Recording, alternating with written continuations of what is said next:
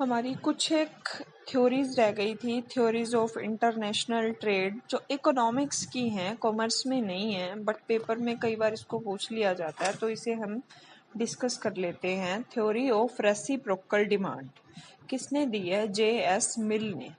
इसने रिकार्डो की comparative advantage को यूज करके ही एक नई थ्योरी बनाई है। Reciprocal demand is the ratio where the commodities are transacted depended on the strength of elasticity of each countries demand. एक कंट्री की डिमांड इलास्टिसिटी अलग होगी, दूसरी कंट्री की डिमांड इलास्टिसिटी अलग होगी। रेसिप्रोकल के थ्रू ये एक थ्योरी बना रहा है जे.एस. मिल। किसके ऊपर डिपेंड करती है? ये completely depend upon elasticity of demand. Offer curve is known as a reciprocal demand.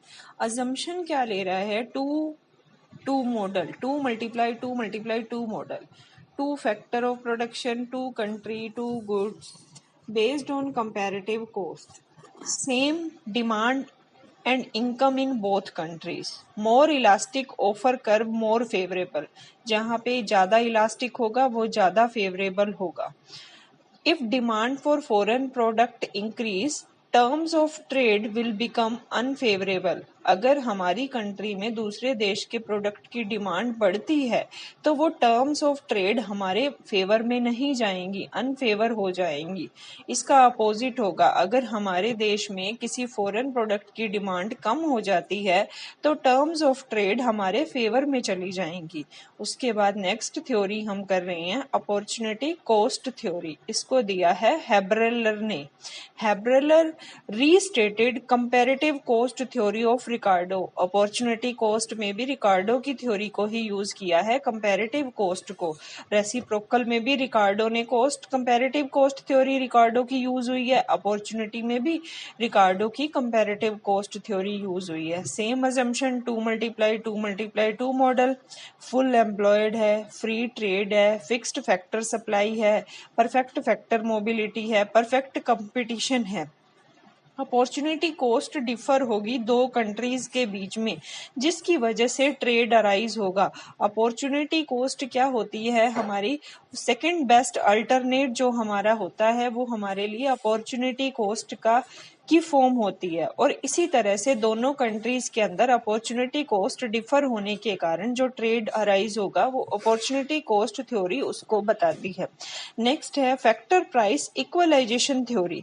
ये दी है सैमुअल्सन में 1948 में, लर्नर ने भी इसको एक्सेप्टेंस दी 1953 में। उसके बाद हमने नेक्स्ट पढ़ा फैक्टर प्राइस इक्वलाइजेशन थ्योरी में पढ़ा, according to this theorem free trade will not equalize commodity price but also factor price. Factor price को भी इक्वल कर देगी, सिर्फ कमोडिटी प्राइस को इक्वल नहीं करती, फैक्टर प्राइस को भी इक्वल कर देती है। अगर कोई फैक्टर वहां पे महंगा है, यहाँ सस्ता है, तो एक दूसरे की डिमांड को कवर अप कर लेंगे ये। According to this theorem free trade will not equalize commodity price but also factor price, so that workers get equal wages and capital get equal interest। अगर हमारी कैपिटल को यहाँ पे कम इंटरेस्ट मिल रहा है तो हम फॉरेन में इन्वेस्ट कर देते हैं। ऐसे ही एक प्रोडक्ट यहाँ महंगा मिल रहा है, फॉरेन में सस्ता मिल रहा है, तो फॉरेन से खरीद लेते हैं।